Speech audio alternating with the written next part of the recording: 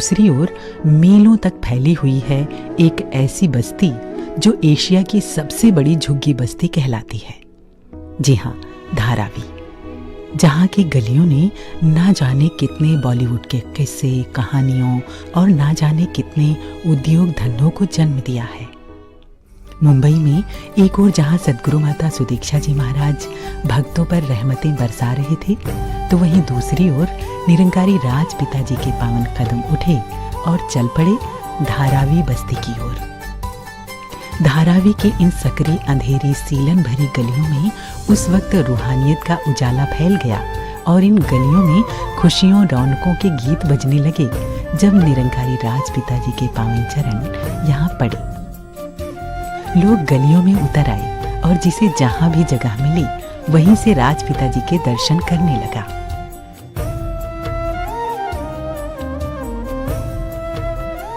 इन छोटे और बहुत छोटे घरों में रहने वाले महापुरुषों के विशाल दिल देखने को मिले और हाँ, सद्गुरु के प्रति श्रद्धा भक्ति की भावना हर चेहरे पर चमक रही थी।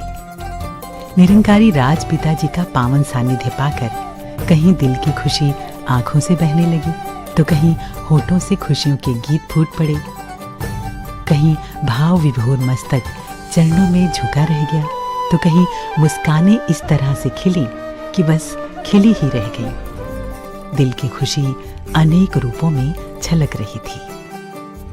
निरंकारी राज पिताजी के पावन कदम चलते जा रहे थे, एक घर से दूसरा घर, फिर तीसरा, चौथा और इस तरह अनगिनत घरों में राज पिताजी का आगमन हुआ। अनगिनत दिलों में खुशियों की फुहारें फूट पड़ी।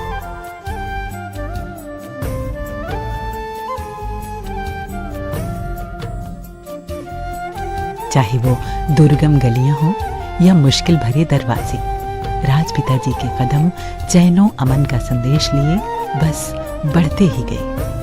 हर घर में राज पिताजी ने सद्गुरु के पावन प्रेम का उजाला फैलाया, हर भाव को श्रद्धा भाव से स्वीकार किया।